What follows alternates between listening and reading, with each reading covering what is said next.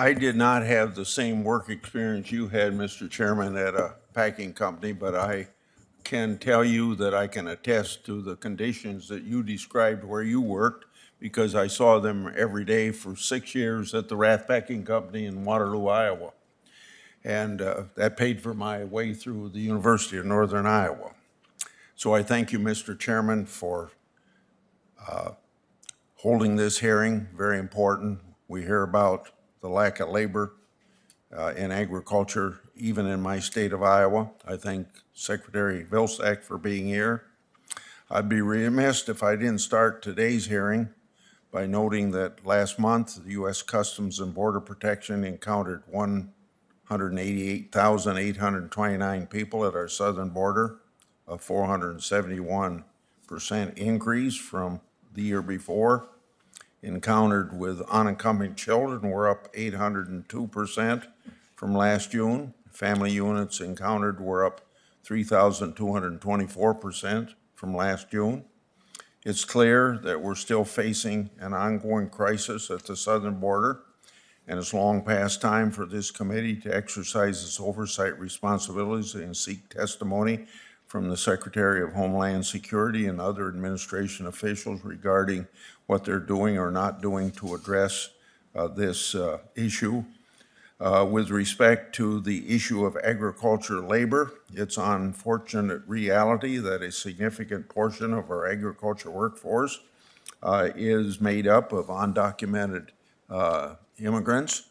It's also an unfortunate reality that the H-2A program, which was set up to secure a stable flow of legal agricultural labor into the United States, doesn't work well for many employers, including in my home state of Iowa.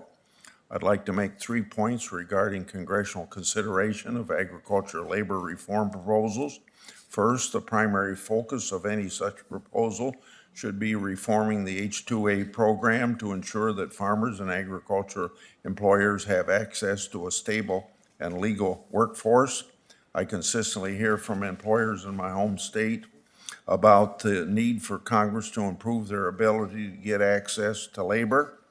This will, in part, involve expanding the program to cover year-round agricultural industries such as dairy, all animal agriculture, and agriculture processing that are currently excluded.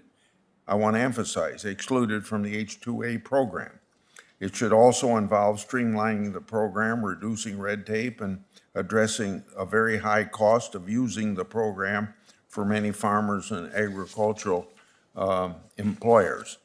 We'll hear from some of our witnesses today about how the Farm Workforce Modernization Act, the focus of today's hearing, falls short in addressing a number of these issues.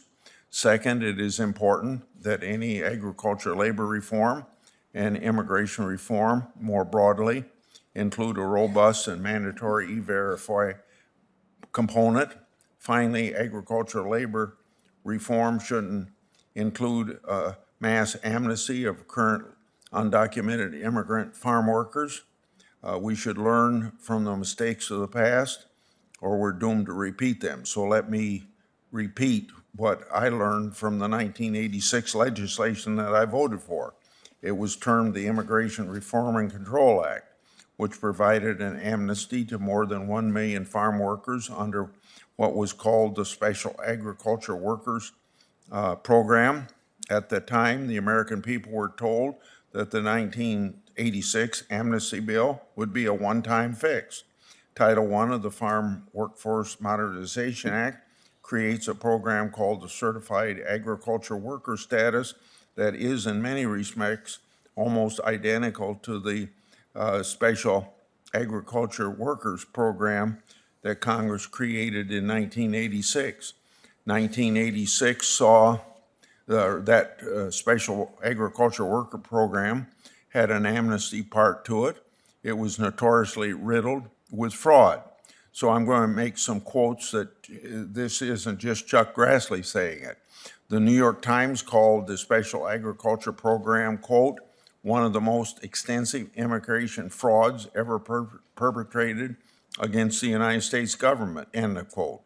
Then Congressman, now Senator Chuck Schumer said at that time, he was one of the authors of that program in the 1986 bill. He said that it was, quote, too open.